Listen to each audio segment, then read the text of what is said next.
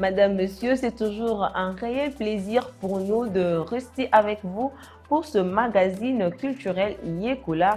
Nous sommes allés aujourd'hui vers une femme qui évolue dans le média depuis maintenant 29 ans. C'est un visage qui vous est certainement familier.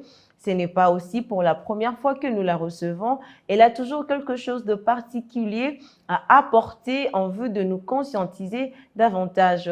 Il s'agit de Madame Nancy Massali. Elle est journaliste à la RTNC, opératrice culturelle. Elle est aussi productrice et évolue aussi dans la politique. Nous sommes allés vers elle avec un thème intéressant. Il s'agit de quel genre de travail pour préserver l'identité ou la personnalité de la femme dans la culture africaine. Sans oublier que l'on ne cessera de conscientiser ou sensibiliser la femme congolaise par rapport à son rôle dans la société, puisque c'est un être sur qui le pays peut compter ou compte déjà d'ailleurs, vu ce qu'elle apporte par rapport au développement du pays. N'oublions pas que la femme constitue actuellement le pivot de la famille et le socle de la société congolaise. Je nous rappelle que ce micro n'est pas que destiné aux femmes, mais aussi aux hommes. Cher monsieur, vous êtes le bienvenu sur ce plateau des Yekolar. Alors, sans plus tarder, je vous laisse suivre notre entretien.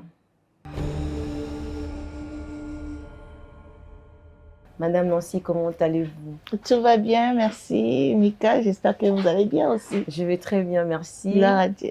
Bienvenue sur ce plateau des Yekolar. Merci, c'est toujours un plaisir de retrouver Yekolar et Mandiko. Alors, mesdames et messieurs, aujourd'hui, nous allons parler d'un sujet pertinent. Nous allons vraiment comprendre quel genre de travail pour préserver l'identité ou la personnalité de la femme dans la culture africaine. Alors, Madame Nancy, l'autre fois, vous nous aviez dit que vous avez 29 ans d'expérience. Alors, dites-nous, c'est quoi les difficultés que vous avez rencontrées dans ce parcours? Déjà, nous sommes dans une société qui, lorsque nous avons démarré, parce que c'est vrai que la tendance est en train de changer et de favoriser plus la femme aujourd'hui, c'est qui est une bonne chose. Mais lorsque nous avons démarré, nous étions face à des préjugés terribles qui étaient vraiment nous décourager. Gloire à Dieu, nous n'avons pas cédé, mais à notre époque, c'était vraiment un petit peu mal vu. Les femmes de télévision, Okay. Les femmes de télévision racontaient toutes sortes de choses. Je vous épargne des détails, vous savez, et certainement ce qui se dit autour des femmes qui s'exposent à la télévision et tout ça. C'était surtout ça. Les gens n'ont pas eu le temps de voir de la compétence derrière, de l'intelligence derrière, des femmes qui pouvaient être courageuses, Okay. en tout cas plus courageuses que les autres, parce que venir devant la télé et transmettre des choses, c'est pas aussi donné à tout le monde. C'est une catégorie quand même des femmes à féliciter, mais à l'époque on ne pensait pas vraiment à ça. On voyait que elle est jolie, elle va s'exposer et donc on a dû nous munir d'un esprit fort, une force de caractère pour pouvoir quand même poursuivre notre rêve. Et ça fait 29 ans que ça dure. Ça n'a tué personne. Au contraire, par nous, beaucoup des jeunes filles ont été inspirées. Par nous, beaucoup des gens ont été apaisés par nos prestations. Et ça a été plutôt bien. Bon, je nous rappelle que Madame Nancy Massali, c'est une femme de médias. Elle a vraiment évolué dans ces domaines. Alors, quelles sont les traditions qui, selon vous, définissent l'identité de la femme dans notre communauté? Oh, il y en a beaucoup. Notre tradition, en général, en Afrique, referme beaucoup de particularités. Dans le domaine de l'éducation, il y a une certaine façon d'éduquer la femme en Afrique qui diffère certainement des autres continents.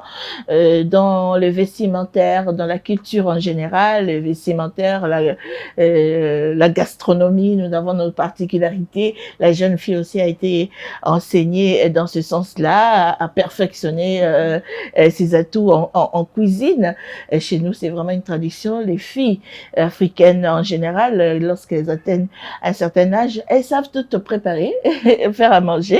Et ce sont des caractéristiques comme ça dans divers domaines qui montre une force de caractère de cette tradition. Elle veut que la jeune fille soit respectueuse, qu'elle ne tienne pas tête aux hommes, qu'elle soit à l'arrière-plan, mais qu'elle aide la maison. Elle est aussi à l'époque prise pour une main pour aider l'agriculture. C'est pour ça que nos ancêtres en prenaient beaucoup, beaucoup de femmes. C'était pas seulement parce qu'ils avaient envie d'avoir une ribambelle des femmes autour, mais c'était aussi de la main d'œuvre pour eux, parce que il se disait, si j'ai beaucoup de femmes, j'aurai beaucoup plus de mains pour faire une plus grande étendue des champs. Et c'était la richesse. En fait, on visait la richesse en ayant beaucoup de femmes, ça aussi. Et donc, notre culture a donné cette force-là à la femme. La femme, elle est la gardienne de la maison. La femme, elle est respectueuse. Vous remarquerez qu'elle est, en Afrique, on a notre façon de nous habiller. Nous sommes en pagne. Ce sont des forces de notre tradition en général, hein, parce qu'il y a des particularités aussi en Afrique. Lorsque vous arrivez en Zambie, vous trouvez autre chose, le même pagne, mais qui est noué différemment, mais c'est toujours le pagne. Ça nous caractérise nous tous, et nous sommes pas des femmes a priori qui veulent apparaître. Nous sommes des femmes qui se cachent derrière l'homme, et ça c'était une force d'accord, mais au vu des choses telles que les choses prennent de l'accélération, la femme, elle est maintenant demandée et elle est obligée d'être partout pour pouvoir apporter son intelligence, parce que c'est avéré aujourd'hui, la femme, on peut plus rien faire dans n'importe quel domaine sans la femme. Ouais. Elle a des atouts dans tout. Elle se retrouve partout et elle excelle. Tout le monde apprécie ce que la femme fait, n'est-ce pas? Oui, tout le monde apprécie. Mais là, je vous ai entendu dire que la femme est la gardienne de la maison, la femme, celle qui prend soin de l'homme, elle ne fait pas tête à l'homme. Mais aujourd'hui, nous voyons plusieurs coachs, motivateurs sur les réseaux sociaux qui encouragent les femmes à faire tête à leurs hommes. Si un homme sort, tu peux aussi sortir. Si ça, c'est pas dans la tradition africaine. Mais c'est ce qui se passe actuellement. C'est pas dans la tradition africaine, c'est une mauvaise façon de coacher la femme, justement. La femme, elle est femme, elle a des compétences, elle doit les exprimer, mais devant son homme. Moi, je parle d'une soumission devant l'homme qui a payé la dot. La soumission, oui, mais devant l'homme qui a payé la dot. En fait. Même s'il a payé la dot, on fait tête. Non, la soumission, c'est dans la maison. On peut pas avoir deux chefs dans la maison. On peut pas avoir deux chefs dans la maison, sinon c'est un monstre. On parle de la parité, là. Oui, d'accord, mais sur le plan professionnel. Elle peut être directeur, elle peut être DG, son mari peut être, je ne sais pas, à un grade un peu inférieur, mais arriver à la maison, c'est le mari qui commande. Et c'est comme ça c'est que la tradition africaine, et ça fait partie de nos valeurs. C'est que nous savons respecter le mariage, et parce que le mariage, c'est pas une affaire d'homme, hein. Le mariage est une institution divine, et nous devons toujours nous référer, même si on a étudié, même si on a plein de diplômes aujourd'hui, nous devons toujours nous référer à Dieu qui a institué le mariage. C'est l'homme qui est le chef. Et arrivé dans le foyer, la femme, même si elle est DG, même si elle est même si elle est présidente de la République, elle n'est pas chef chez elle. Alors, quelles sont les valeurs fondamentales transmises aux femmes dans notre culture? C'est ça, c'est vraiment dans les traits de caractère. La femme africaine, c'est une femme respectueuse. C'est une femme qui sait prendre soin de sa famille. C'est une femme, en général, qui garde le mariage. Vous voyez, sur le continent, il n'y a pas, quand on compare, hein, il n'y a pas trop de divorces lorsque vous êtes quand même marié à une africaine par rapport, je vais pas citer, par rapport aux autres. Les autres, c'est tous les jours qu'ils divorcent. Mais quand vous regardez quand même les statistiques, nous savons quand même l'importance du foyer. Nous sommes là parce que nous sommes respectueuses. Nous savons tenir nos maisons. Nous sommes aussi propres. La femme, elle est travailleuse. C'est-à-dire elle a été éduquée à se tenir non seulement propre, mais elle aussi à tenir sa maison propre. Aujourd'hui, le taux de divorce est très élevé. Vous le remarquerez. Alors, on se pose la question, qu'est-ce qui est à la base de tout cela? Le taux de divorce n'est pas plus élevé que les autres. En Afrique, nous gardons quand même un seuil acceptable. C'est vrai que on remarque les divorces, mais lorsque vous faites, moi j'ai déjà étudié un petit peu la question lors d'un séminaire. Si vous remarquez, ce sont plutôt des mariages des enfants. Le mariage n'est pas une affaire des enfants. Dans le mariage, l'âge compte aussi. Parce qu'avec l'âge, on prend une certaine expérience de la vie. Okay. Le mariage n'est pas une affaire d'enfants. Le mariage est une affaire des adultes. Parce que le mariage, c'est pas ce que vous voyez dans les fiançailles. Le mariage, c'est pas l'homme qui vous draguait, qui faisait des 100 pas sur votre avenue. Ça n'a rien à voir, c'est deux réalités tout à fait différentes et qui est requise à ce que les deux partenaires soient quand même d'une certaine expérience de la vie et soient en tout cas adultes. Et quand vous remarquez le nombre de mariages disloqués, des divorces, comme vous l'avez dit, c'est dans la vingtaine. C'est la vingtaine. Peut-être la trentaine aussi. Oui. Il y a un certain âge, c'est vrai qu'il y a, pour les âmes bien nées, la valeur n'attend pas les nombres de jours. Vous pouvez vraiment rencontrer quelqu'un de 25 ans, mais qui est assez mature et qui peut tenir une maison. Mais je vous assure, 25 ans, c'est trop tôt. Moi, je dirais même 30 ans, c'est trop tôt. Oui. C'est un problème de critères. Qu'est-ce que nos enfants, aujourd'hui, nos jeunes, ont comme critère du mari parfait? De l'homme parfait ou de la femme parfaite. Il faut travailler les critères. Rien à voir avec le make-up, rien à voir avec l'addiction. Elle parle bien, ah d'accord, mais est-ce qu'elle est une bonne femme?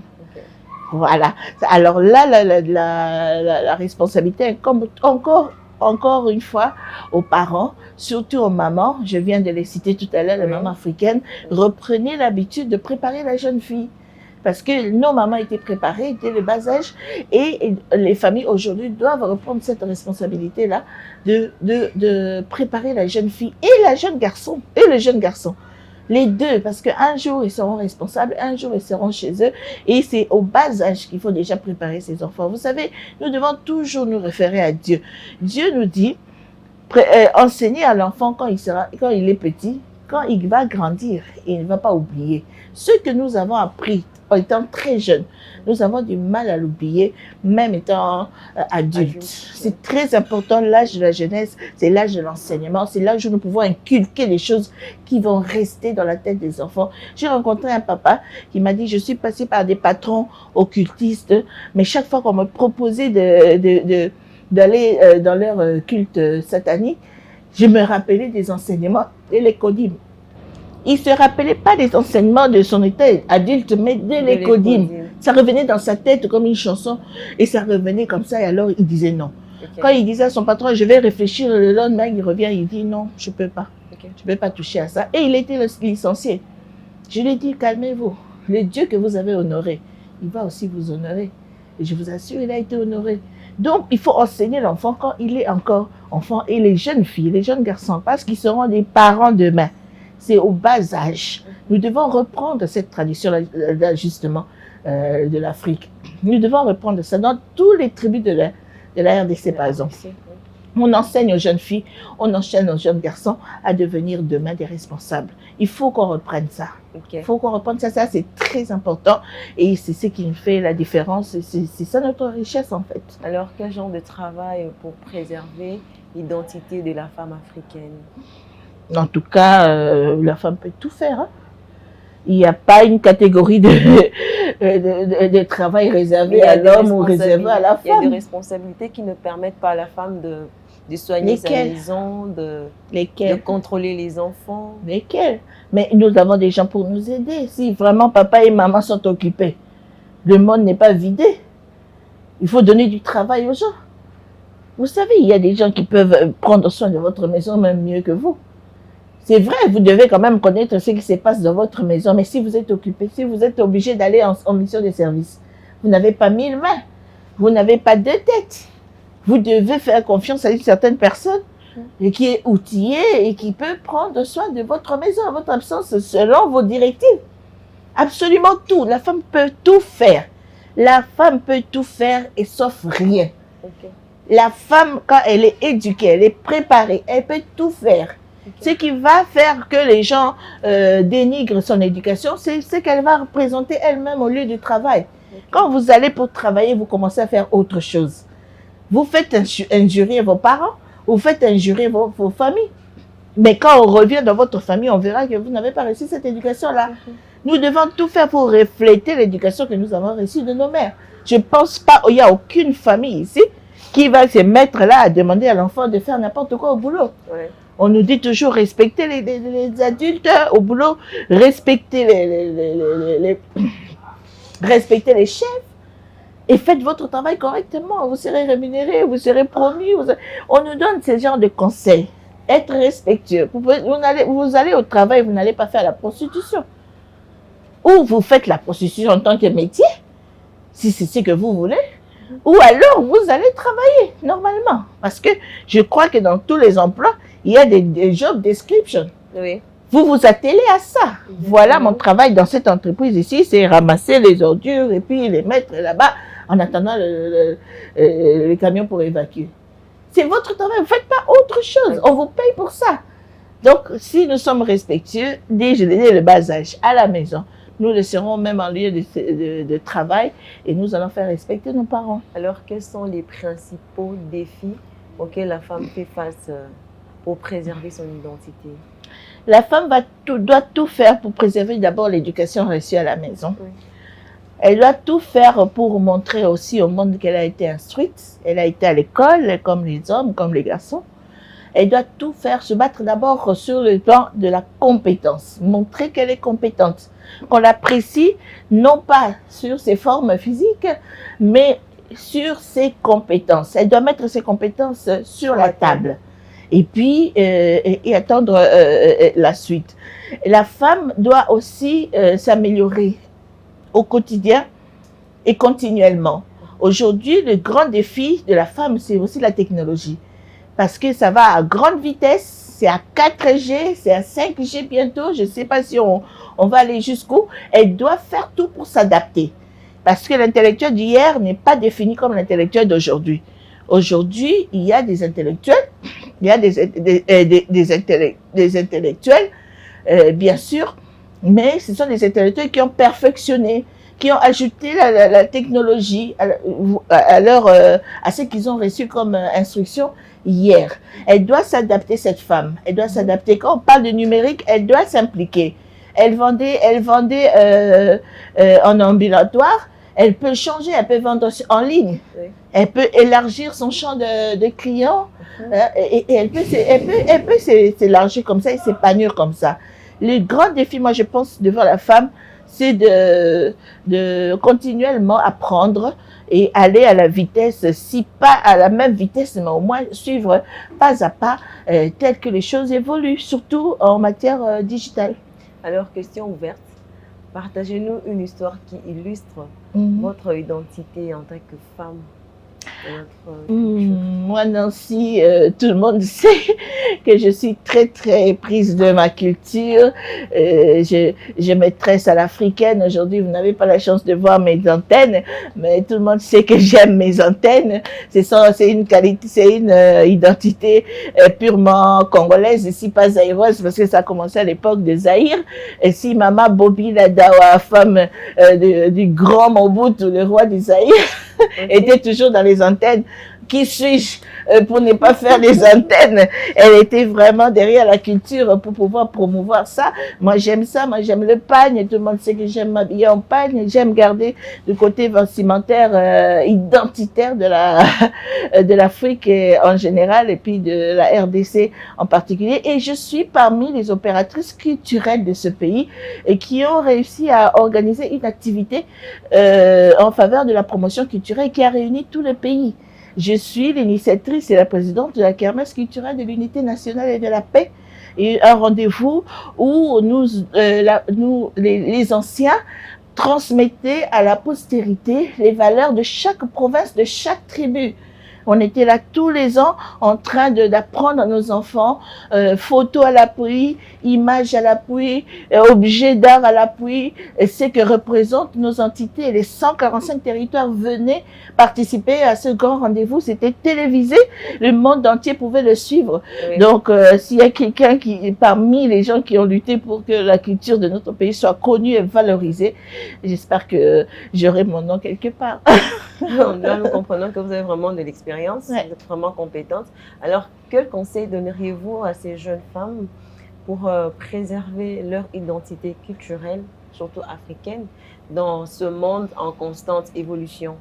De travailler le caractère. Ok. de travailler le caractère. Soyez objectives, les dames. Lorsque vous arrivez pour un but, focalisez-vous sur le but, travaillez, focus sur le but pour lequel vous êtes là. Soyez professionnels. Oui. Soyez professionnels. Ne mélangez pas tout. Dans la vie, si vous Surtout mélangez, vous faites du potopoto et ça ne plaira à personne. Ne mélangez pas. Il y a un temps pour tout. On vous interdit pas d'être un petit peu en mode pétage de temps en temps. Oui. Entre amis, c'est pas interdit, mais sur le lieu du travail, parce que nous avons un challenger en face, il s'appelle l'homme. Il nous a toujours dénigré, il nous a toujours déconsidéré. Aujourd'hui, nous avons atteint un certain pourcentage de représentativité dans les institutions. Montrons nos compétences tant vantées. Nous en avons. Alors, au lieu de travail, montrer les compétences intellectuelles. C'est ce qui nous valorise parce que les formes, aujourd'hui, tout le monde peut prendre la forme qu'il veut. Il y a des opérations pour ça. C'est pas ça qui définit la femme. La femme est définie par ce qu'il y a à l'intérieur et Dieu a mis quelque chose dans chaque femme, surtout la femme africaine. Elle a encore des choses à montrer. Elle a encore des choses à prouver au monde ici. Et je vous encourage à être en ligne et à ne pas vous cacher parce que vous savez quoi? Le monde ici a reçu un soutien. Ce soutien-là, ça s'appelle la femme. Le premier soutien que le monde a reçu, ça s'appelle la femme. Quand Dieu a fini de tout créer, et il a donné, il a regardé, c'était beau, mais il a dit, il faut que j'envoie l'aide. Et cette aide-là, c'était la femme. Donc, du village où vous êtes, c'est vous qui connaissez le problème de votre village. C'est vous qui connaissez le problème de l'entité. Vous ne pouvez pas rester là endormi. Réveillez-vous, allez vous battre pour vos villages. Allez vous battre pour qu'on atteigne l'objectif. Vous savez, il y a une cible devant. On peut attaquer la cible. On peut même avoir impacté la cible partout. Mais si on n'atteint pas le cœur de la cible, on n'aura pas atteint le problème. Vous êtes au quotidien avec vos maris, avec vos familles. Vous savez, le cœur du problème se trouve où? Voilà pourquoi la femme du village doit s'informer, doit se mettre en ligne pour transmettre et faire entendre la voix de son village, le problème qui se pose dans la telle commune, dans telle entité. Voilà pourquoi la femme ne doit pas se taire. Elle doit être vue, elle doit être entendue. Et ça va peut-être commencer par vous qui me regardez. Donc, réveillez-vous.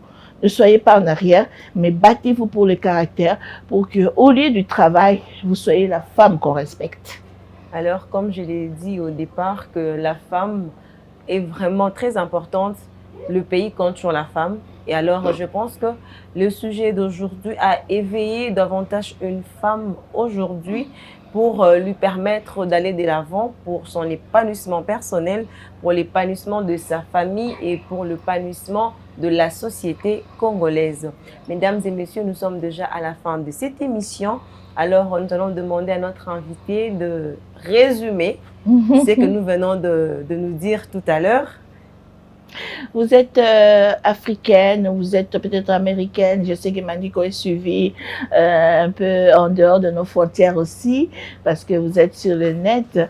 Battez-vous pour votre identité culturelle. C'est votre force, c'est votre richesse. Soyez fiers d'être ce que vous êtes et montrez ces valeurs-là au monde pour que ça serve aux autres. Les dons que nous recevons, que ce soit notre éducation, que ce soit notre façon de nous habiller, c'est une richesse pour les autres, c'est une découverte pour les autres.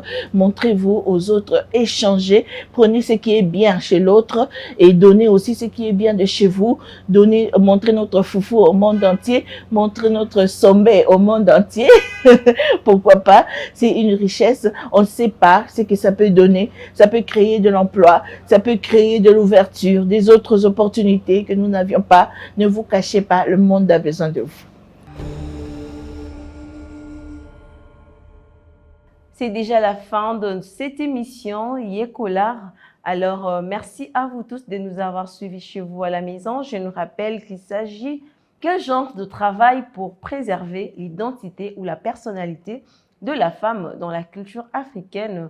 Alors, hier, la femme était prisonnière de son rôle de mère et de travailleuse de champ. Ce n'est plus le cas aujourd'hui. J'espère très bien que ce sujet a éveillé l'attention d'une femme pour son épanouissement personnel, pour l'épanouissement de sa famille et pourquoi pas de la société. Mesdames et messieurs, merci pour votre fidélité à ce programme dédié à la culture et à l'art. Merci à vous tous de nous avoir suivis. Un très grand merci à ma mère qui me suit depuis la maison, Mimi Ikalimina, je la salue. Je salue aussi Nenette Nzebi et Sandrine Moukoukou Selemani depuis la Suisse. À vous tous, merci. À l'équipe technique, je dis un grand merci pour l'implication. Retrouvons-nous prochainement pour un nouveau numéro. À très bientôt.